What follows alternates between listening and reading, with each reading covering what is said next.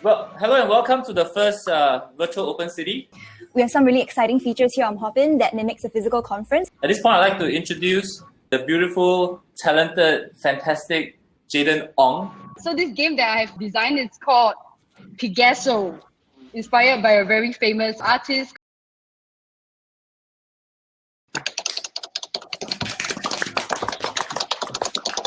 To Emmy-san! Yay! A cocktail for me. I'd like to introduce Atsushi Taira, Cailing, and Taiso-san. Yeah, so welcome. I'm so excited because we have been planning this last 1 month, and then finally this is happening. So this is the first time to do the full online event. So Audacity is the alternative universal design of a city. We just started, just a half year ago, and COVID-19 come. So what's the implication? We observed, COVID-19 eventually exposed a lot of inconvenient issues of the city or living a society, right? And then we realized, oh my God, what we have been discussing these kind of keywords. Suddenly, all these keywords can be a good guide for the future. Minimal viable global catastrophe. It's because, not so many people died compared to the very bad the viruses and so on. But everybody was so scared, and also everybody has been freezed for a long time and locked down by the government and so on. The decentralization of the population is very important. The reason why the pandemic, the COVID-19 is such a serious is because we are living in the same area. We should definitely change the social division of labor as a society, and also we should take back the skills or capability to live by themselves, taking advantage of the advanced technology. What I want to share across is about food security. I think this is really important for Singapore, given that 90% of our food sources are actually coming from internationally. I think with COVID, this is actually very important for us to review this part about food security. We are not giving any answers. That's my intention. It's more like we try to share the questions. Everybody need to think and, about it, right? Like what will be the future of the society, either Big Brother or more, versus the other side, or in between, or, nationalism and, or global supporting collaboration, or what would happen to healthcare system, new norm, maybe more focus on prevention and also food. And then, of course, what sustaining food system will be required. And learning, of course, more self-directed and also not rely on the teachers when teachers work with different. So all those kind of things will be meaningful for everybody to rethink or reimagine for the future state. The next session is going to be a quite exciting panel of very young architects, engineers, and economists. I'll hand you guys over to Liu Shu-rui and Tan Yang-en, who will be facilitating this session. A lot of places in the world, they are still heavily reliant on heavily centralized systems, right, at the expense of strong local food production systems. A lot of people in today's population is not getting the right nourishment and the right nutrients that they need. Why? Because, right now we're prioritizing a lot of cash crops. These are crops and food that are cheap calories, high yield. I think this whole crisis has shown that we definitely need to have greater access to cleaner and healthier food sources. And I would say moving forward, the kind of concepts that we should pursue will be greater decentralization in how we grow our own food. When you think of farming, you think land is perceived as the biggest constraint. But now we look at the age of hydroponics. So when you take soil out of the equation, water and nutrients become the next key resource.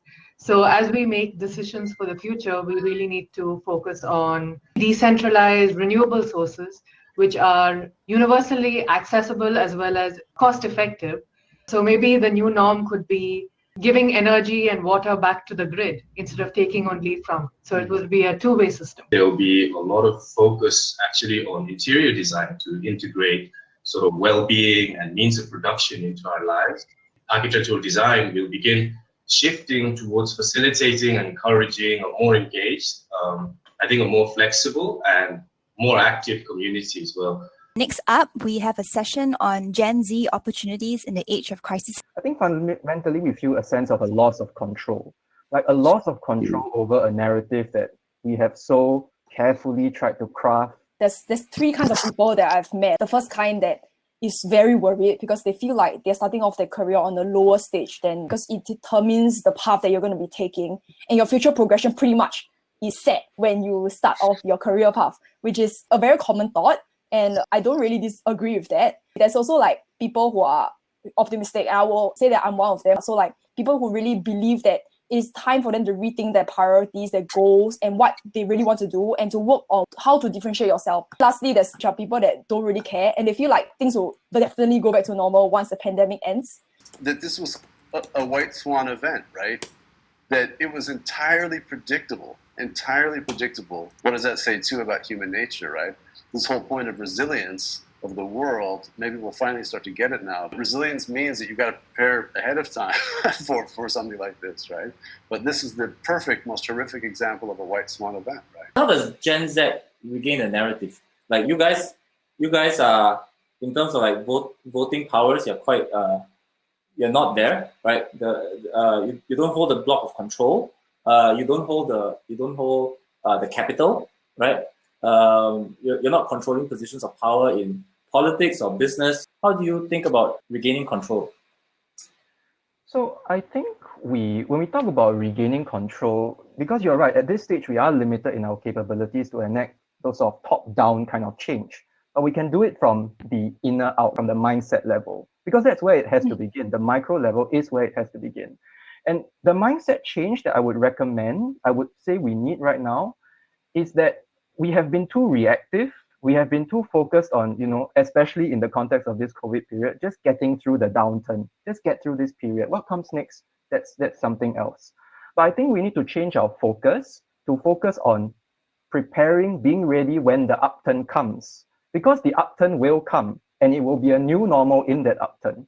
So we need to focus our thinking on the skills we need, the skills gaps we need to plug to be able to ride that upturn when it comes. And that will make us a lot more optimistic as well, I think. Yeah. We've come to the next segment of the Virtual Open City. Meanwhile, do explore our booths at the expo or join in the networking tab to see who you might be matched up with.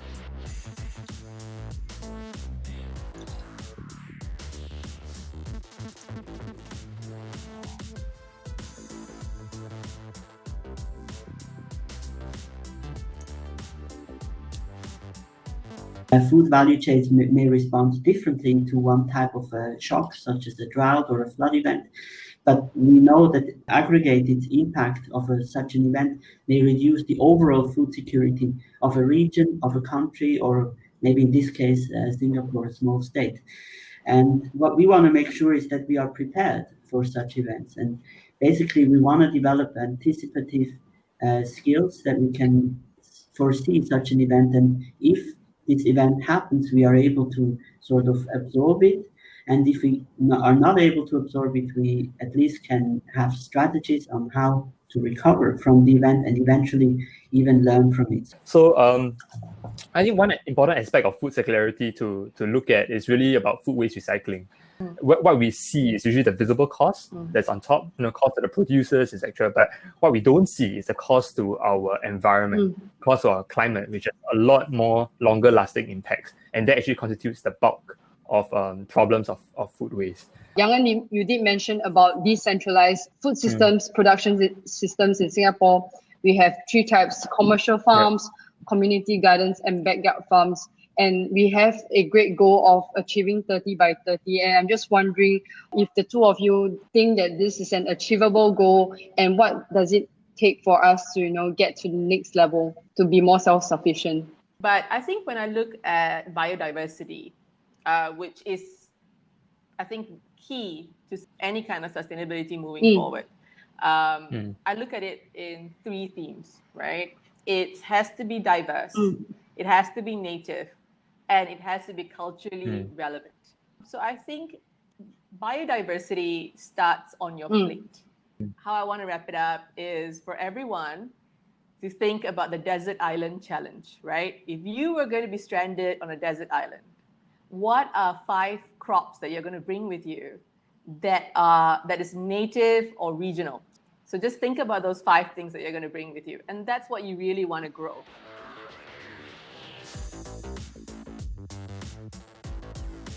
Sort of the bedrock of Mistletoe and the core values is this innate desire to take global challenges that affect humanity and find novel solutions and create ecosystems and networks that will address these types of crises that we're facing.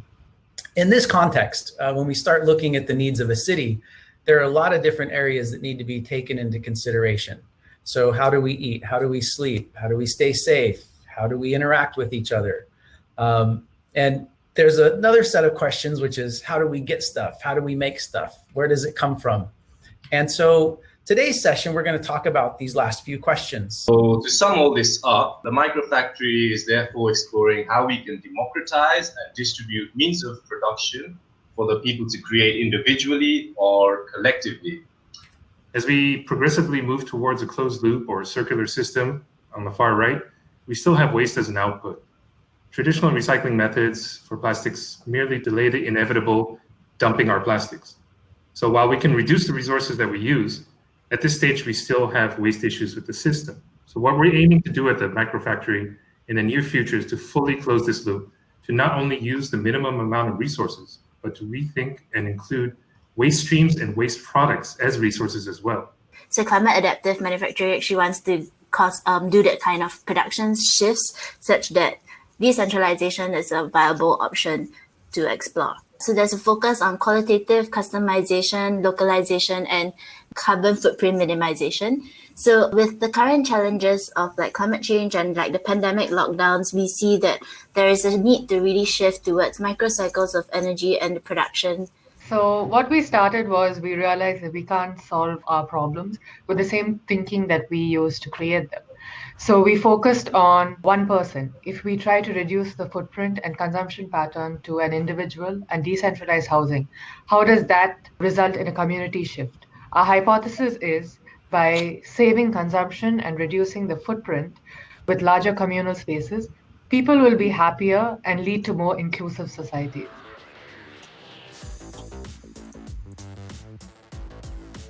Recently, we've been having the COVID situation, and recently remote working has started to really take off.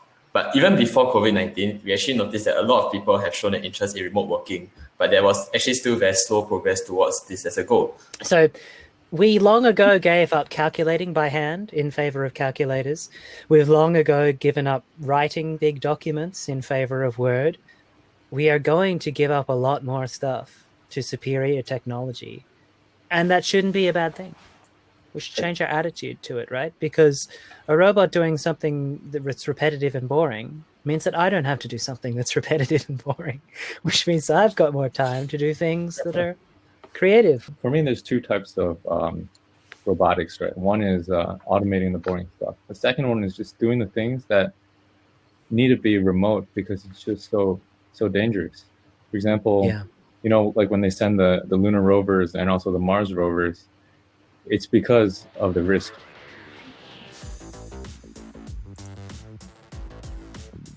Explore how we can use technology to increase well-being, enhance mental resilience, and empower future citizens to unleash their best selves. And how we can use transtech to turn smart cities into wise cities.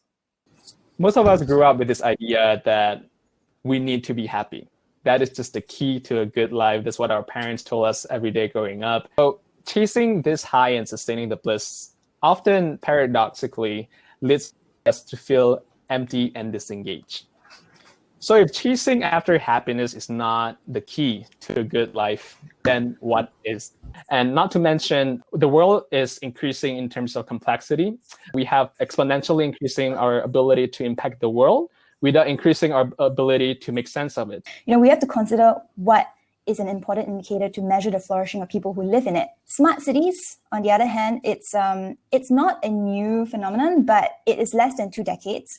However, they have grown exponentially with many nations trying to implement like a top-down approach. And the availability of this disruptive tech that solves for optimization and efficiency does little to contribute to our happiness or well-being.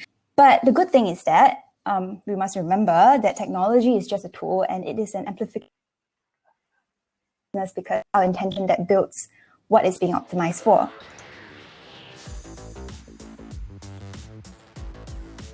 So using breathwork, mindset, and code exposure in practice together, Wim Hoff Method hopes that these 3 things can bring to you happiness, strength, and health. And this is pretty much what we need to lead a really good life.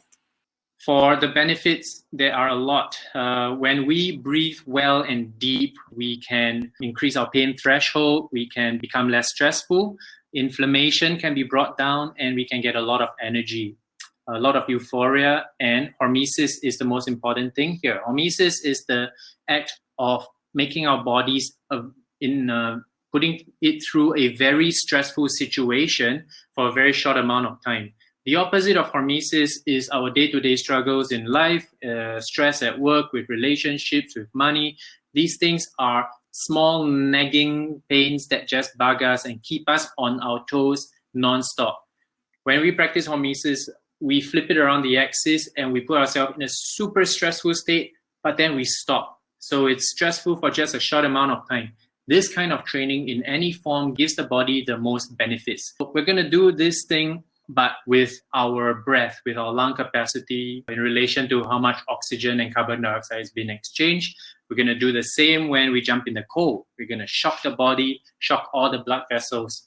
But it's just for a very short time, and the body learns very, very quickly how to improve and get a lot of benefits from this kind of practice. So yeah, this will be a fun journey. And like Wim Hof says, we can do more than we think we can.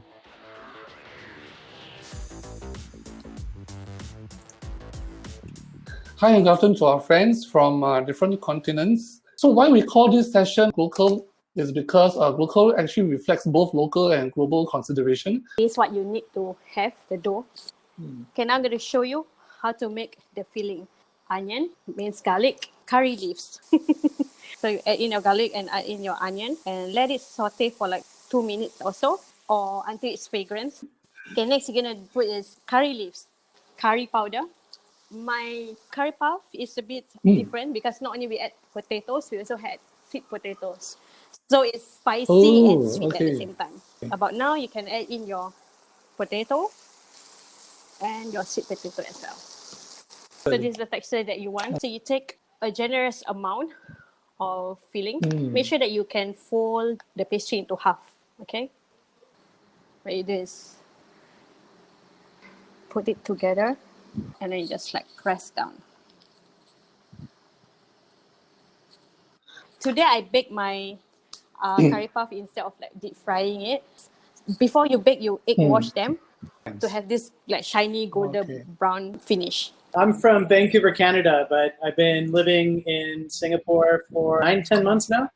But yeah, potato leek soup is pretty simple. I think there's something in common. We also believe in zero food waste. Yeah, I don't waste a lot in my kitchen.